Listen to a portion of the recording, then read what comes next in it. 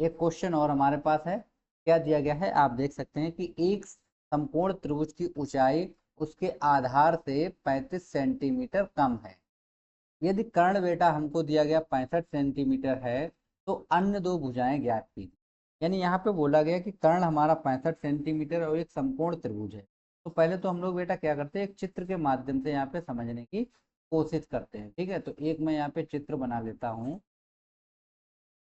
चलिए, ये मेरे पास बन गया है एक चित्र, इसको मैं यहाँ पे लिख देता हूँ। ठीक है, अब देखिए बेटा, ये मेरे पास क्या है, इसको मैंने दे दिया ए। मैं इसको नाम दे देता हूँ। ये मेरे पास कितना हो जाएगा बेटा, ए पॉइंट हो गया। ये मेरे पास बी पॉइंट हो जाएगा और ये मेरे पास सी पॉइंट। ठीक है, क्वेश्चन में क्या बोला गया था कि कर्ण जो है बेटा वो हमारा 65 है, तो ये हमारा होता है कर्ण और ये मेरा आधार है। तो देखिए, आधार से 35 सेंटीमीटर कम है तो इसको मैं मान लेता हूँ एक्स, और लंबाई हमारी कितनी हो जाएगी, एक्स माइनस 35 हो जाएगी। मैं क्वेश्चन के अकॉर्डिंग यहाँ पे कर देता हूँ। ओके, अब देखिए बेटा, अब आपको क्या दिया गया है यहाँ पे। अगर मैं थोड़ा सा मैं डिटेल में बात करूं तो देखिए, पहले तो मैं यहाँ पे मान लेता हूँ क्वेश्चन के अकॉर्डिंग। मैंने यहाँ पे मान लिया कि माना समकोण समकोण त्रिभुज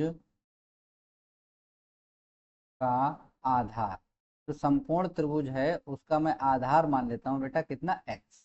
कितना मान लिया मैंने, एक्स। तो हमारे पास बेटा ऊंचाई कितनी हो जाएगी, ऊंचाई उसने बोली है कि बेटा 45 सेंटीमीटर कम है, तो ये हो जाएगा एक्स माइनस 35 हो जाएगा। ठीक है, अब देखिए बेटा, कर्ण आपको क्वेश्चन में दिया गया है। कर्ण आपको कितना दिया गया है बेटा, कर्ण आपको दिया गया है 65 सेंटीमीटर, ये क्वेश्चन में वैल्यू आपको दी गई। अब देखिए बेटा, ये वैल्यू आपको दी गई है, तो अब मैं क्या करता हूँ, इसको मैं सलूशन यहाँ पे कर देता हूँ। अब देखिए, मेरे पास एक प्रमेय होती है, पाइथागोरस प्रमेय। तो मैं यहाँ पे लूंगा त्रिभुज ए बी सी में, यहाँ पे मैं लगा देता हूँ पाइथागोरस प्रमेय। तो पाइथागोरस प्रमेय बेटा क्या होती है, ये होती है हमारी कर्ण का स्क्वायर बराबर हो जाता है बेटा आधार स्क्वायर, और प्लस हो जाएगा बेटा कितना, लंब स्क्वायर। ठीक है, ये होती है हमारी पाइथागोरस प्रमेय। अब देखिए, कर्ण हमको बेटा क्वेश्चन दिया गया 65, तो मैं यहाँ पे लिख देता हूँ 65 का स्क्वायर बराबर आधार मेरे पास है एक्स, तो मैं लिख देता हूँ एक्स स्क्वायर, प्लस लंब हमारे पास है बेटा कितना, एक्स माइनस 35, तो मैं एक्स माइनस 35 का स्क्वायर लिख दूंगा। ठीक है, अब देखिए यहाँ पे 65 का स्क्वायर की अगर मैं बात करूँ तो 65 का स्क्वायर क्या होगा, तो देखिए मैं यहाँ पे कैलकुलेट कर लेता हूँ। देखिए 65 का स्क्वायर, तो मुझे क्या करना पड़ेगा बेटा, 65 इंटू 65 दो बार करेंगे तो ये आ जाएगा 42 25। ठीक है बेटा, अगर मैं इसको लगा दूं तो ये मेरे पास हो जाएगा बेटा 42 25। ठीक है, इसको मैं सूत्र को लिखता हूँ तो एक्स स्क्वायर, इसको मैं खोलूंगा तो ये हो जाएगा एक्स स्क्वायर प्लस बेटा, अब देखिए 35 का अगर मैं निकालूं यहाँ पे तो कितना आ जाएगा बेटा। देखिए, तो 35 का वैसे मुझे पता है 12 25 होता है, लेकिन मैं फिर भी करके दिखा देता हूँ।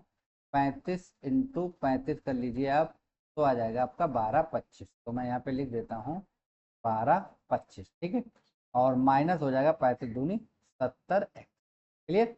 अब देखिए बेटा, ये मेरे पास एक्स एक्स दोनों मिलके बन जाएंगे 2x स्क्वायर। ठीक है, और प्लस का हो जाएगा बेटा 12 25, और माइनस के हो गए 70 एक्स, और बराबर में मेरे पास है 42 25। ठीक है, अब मैं इसको लिख सकता हूँ 2x स्क्वायर, और माइनस का 70 एक्स हो जाएगा बेटा, और यहाँ पे मेरे पास हो जाएगा प्लस का 12 25 हो जाएगा, और माइनस का इधर लेके आएंगे तो हो जाएगा 25। ठीक है, इक्वल में 0। इसको मैं हल करूँ तो ये हो जाएगा 2x स्क्वायर माइनस का 70 एक्स हो जाएगा बेटा, ये बचेगा मेरे पास 3000, और इक्वल में कितना, 0। अभी देखिए, यहाँ से दो हमारा कॉमन हो जाएगा, तो ये मेरे पास बचेगा एक्स स्क्वायर माइनस 35 एक्स हो जाएगा, और माइनस का यहाँ पे बचेगा दो कॉमन किया है तो 1500। ठीक है, इक्वल में 0। अब आप देख सकते हो आपके पास आ गया एक्स स्क्वायर माइनस 35 एक्स आ गया माइनस 1500 आ गया, और बराबर कितना आ गया बेटा, 0 आ गया। अब आपको क्या करना है, आपको इसका करना है बेटा फैक्टर। आपको क्या करना है, इसका कर देना है आपको फैक्टर। तो आप किस तरीके से इसका फैक्टर करेंगे, आपके पास क्वेश्चन अब मैंने यहाँ तक बना दिया, अब आपको केवल फैक्टर करना है कि 1500 के ऐसे फैक्टर बताइए कि जिससे जब आप जोड़ें या घटाएं तो आपका कितना आना चाहिए बेटा, तो आपका आ जाना चाहिए कितना, 35 आना चाहिए। ठीक है, तो आप सभी जल्दी से कमेंट करके बताएंगे, देखते हैं कितने बच्चों को इसका फैक्टर आता है। कमेंट करेंगे, नहीं तो फिर मैं तो आपको बता ही दूंगा। जल्दी से आप सभी कमेंट करके बताइएगा। चलिए बेटा, कमेंट करेंगे आप। चलिए मैं कर देता हूँ इसको मिनिमाइज, और यहाँ पे समझ लेते हैं। देखिए बेटा, मैं इसको लिख सकता हूँ एक्स स्क्वायर माइनस, इसको मैं लिख सकता हूँ 60 - 25।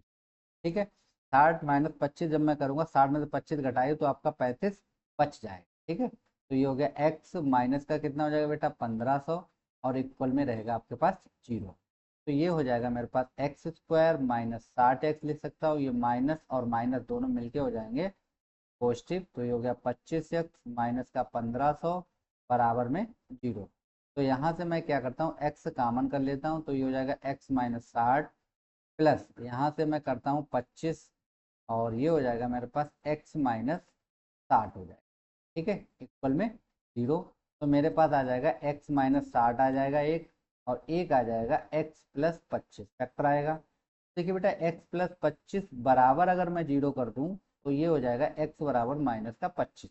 तो देखिए, दूरी कभी हमारे बेटा, लंबाई या दूरी चीजें ये ऋणात्मक नहीं होती, तो ये तो रहेगा मेरा क्वेश्चन का आंसर गलत हो जाएगा। अब मैं अगर बात कर लूँ यहाँ पे, तो दूसरा मेरे पास आया बेटा x माइनस 60 को बराबर में 0 करूँ तो x बराबर हो जाएगा 60। तो यहाँ पे आप देख सकते हो बेटा, जो हमारे पास संपूर्ण त्रिभुज का आधार है वो कितना मिला हमको, 60 सेंटीमीटर मिल गया हमको। और मैं ऊंचाई की अगर मैं बात करूँ, ऊंचाई की, तो ये मेरे पास कितनी थी, x माइनस 35 थी। तो यानी कि 60 - 35 अगर मैं करूँ तो ये मेरे पास हो जाएगा बेटा 25 सेंटीमीटर। तो आप देख सकते हो 60 और 25 सेंटीमीटर हमारा क्वेश्चन का क्या हो जाएगा बेटा, आंसर हो जाएगा। तो आई होप आज के जो दो क्वेश्चन थे, दोनों क्वेश्चन आपको क्लियर समझ में आए होंगे। किसी भी प्रकार का अगर आपको कोई डाउट हो तो आप कमेंट में पूछ सकते हो। ओके बच्चों, वीडियो पसंद आया हो तो चैनल को सब्सक्राइब कर लें और वीडियो को दोस्तों को शेयर करें। Thank you.